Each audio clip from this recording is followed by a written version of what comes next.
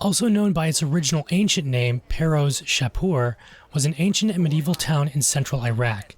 It played a role in the Roman-Persian Wars of the 3rd and 4th century and briefly became the capital of the Abbasid Caliphate before the founding of Baghdad in 762. It remained a moderately prosperous town through the 10th century, but quickly declined thereafter. As a local administrative center, it survived until the 14th century, but was later abandoned. Its ruins are near modern Fallujah. The city gives its name to the Al-Anbar Governorate. Abul Abbas as-Safa, 749 to 754, the founder of the Abbasid Caliphate, made it his capital in 752, constructing a new town 2.5 kilometers or 1.6 miles to the north of his Khurasani troops. There he died and was buried at the palace he built. His successors, Al-Mansur, 754 to 755, remained in the city until the founding of Baghdad in 762. The Abbasids also dug the great Nair Isa Canal to the south of the city, which carried water and commerce east to Baghdad. The Nahr al-Sakawiyah, or Nair al-Karma Canal, which branches off from the Euphrates to the west of the city, is sometimes erroneously held to be the Nahr Isa, but it is more likely that it is to be identified with the pre-Islamic Nahr al-Rafayal. It continued to be a place of much importance throughout the Abbasid period. Caliph Harun al-Rashid, 786 to 1809, stayed at the town in 799 and in 1803. The town's prosperity was founded on agricultural activities, but also on trade between Iraq and Syria. The town was still prosperous in the early 9th century, but the decline of the Abbasid authority during the later 9th century exposed it to the Bedouin attacks in 1882, 1899, and in 927. In 927, the Karamatians under Abu Tahir al-Janaba sacked the city during their invasion of Iraq, and the devastation was compounded by another Bedouin attack 2 years later.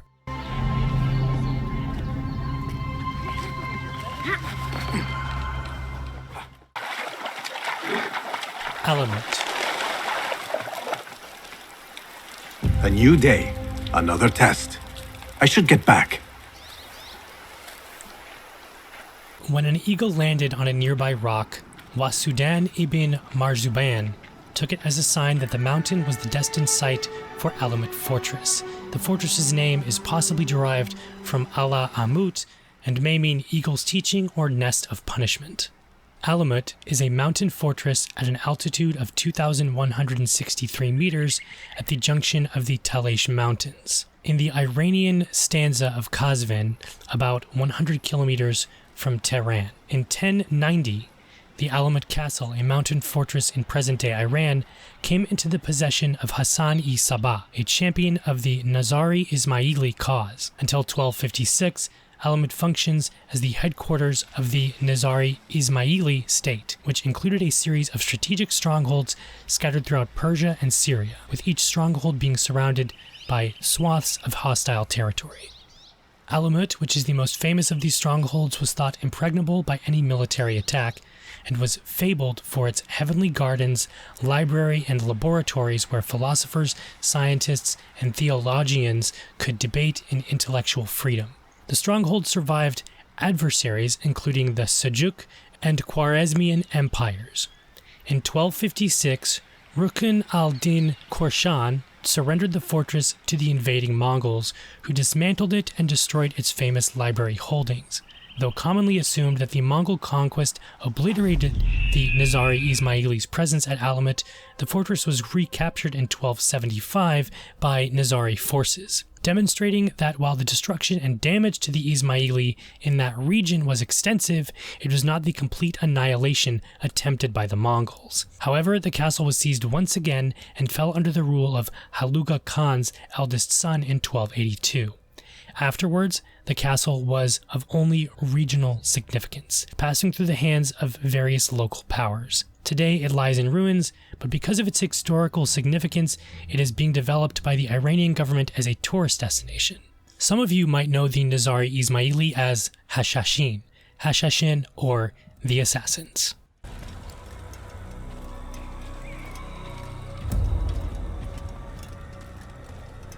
Ah, he returns at last. Abbasid. Where are the others? Did you ride ahead hoping to be the first one back? I know you are loath to share the glory.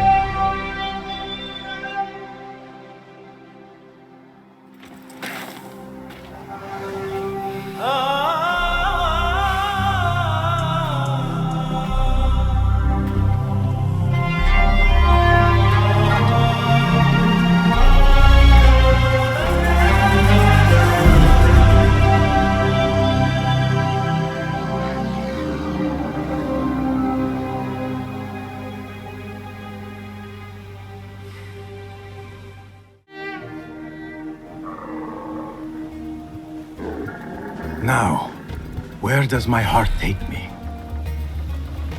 The founding of Baghdad. When the Abbasids overthrew the Umayyads in 750, they quickly decided to relocate their capital away from the Umayyad center of power in Damascus. In 762, Caliph Al-Mansur, 754 to 755, founded a new city in which served as his family's residence for the next half millennium.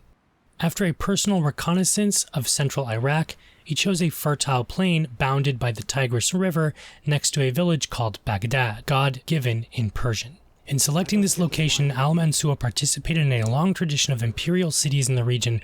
Both the Greek Seleucids and the Persian Sasanians had founded their capitals of Seleucia and Tesphyon, respectively, in the area. Legend has it, a few kilometers to the north of these rulers, the Caliph used his sword to draw 3 concentric circles in the sand, upon which the city walls were built. Inside the city, he installed his palace, large gardens, government, offices, military barracks.